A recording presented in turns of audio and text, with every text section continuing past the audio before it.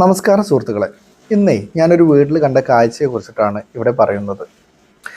എന്താണെന്ന് വെച്ച് കഴിഞ്ഞാൽ നിങ്ങൾക്ക് കാണാൻ കഴിയും, ഈ വീടിൻ്റെ ബേസ്മെൻറ്റിലും അതേപോലെ ചുമരിലും ഈർപ്പം കയറി ഡാമേജിൻ്റെ ഇഷ്യൂസ് കാണിക്കുന്നുണ്ട്.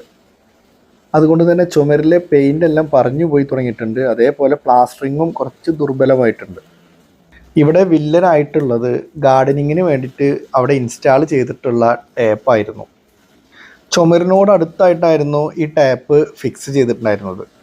ആ ടാപ്പ് ഓപ്പൺ ആക്കുന്ന സമയം ആ വെള്ളം നേരെ ബേസ്മെൻറ്റ് അരികിലൂടെ ഭൂമിയിലോട്ട് ഇറങ്ങി അത് പിന്നെ ഹൈഡ്രോസ്റ്റാറ്റിക് പ്രഷർ മൂലം കാപ്പിലറി ആക്ഷൻ സംഭവിച്ച് മുകളിലോട്ട് കയറി ചുമര് കണ്ടിന്യൂസ് ആയിട്ട് ഈർപ്പം വന്നത് മൂലമാണ് ഇപ്പോൾ ഈ കാണുന്നത് പോലെ പുട്ടിയും പെയിൻറ്റൊക്കെ പറഞ്ഞു പോകുവാനുള്ള കാരണം ഉണ്ടായത്.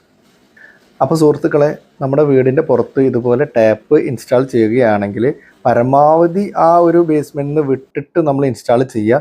അതല്ല, അങ്ങനത്തെ ഒരു സിറ്റുവേഷൻ അല്ല എന്നുണ്ടെങ്കിൽ ആ ചുമരിൻ്റെ ആ പോർഷനിൽ വാട്ടർ പ്രൂഫിങ് ചെയ്തിട്ട് പ്രൊട്ടക്റ്റ് ചെയ്തിടണം. അതല്ല എന്നുണ്ടെങ്കിൽ ഡ്രെയിനേജിന് നമ്മൾ ഇതുപോലെ ഒരു ഫെസിലിറ്റീസ് കൊടുത്തിട്ട് അതൊരു വേറെ ഭാഗത്തേക്ക് ആ വെള്ളത്തെ ഡൈവേർഷൻ ചെയ്തിട്ട് കൊണ്ടുപോകണം. ഈ ഡ്രെയിനേജ് ഫെസിലിറ്റി ഇവർ ഇപ്പോൾ ചെയ്തതാണ്. ഇത് ആരംഭത്തിലേ ചെയ്തിരുന്നുവെങ്കിൽ ഇപ്പോൾ നമ്മളുടെ ബേസ്മെൻറ്റിനെ ആരംഭിച്ച ആ ഒരു ഇഷ്യൂസിനെ നമുക്ക് അവോയ്ഡ് ചെയ്യുവാൻ പറ്റുമായിരുന്നു. അപ്പോൾ ഈ വീഡിയോ നിങ്ങൾക്ക് എല്ലാവർക്കും ഉപകാരപ്രദമായി ഞാൻ വിശ്വസിക്കുന്നു. മറ്റൊരു വീഡിയോ ആയിട്ട് നിങ്ങളുടെ മുന്നിൽ വരുന്നത് വരെ എല്ലാവർക്കും നല്ലൊരു ദിവസം നേരുന്നു.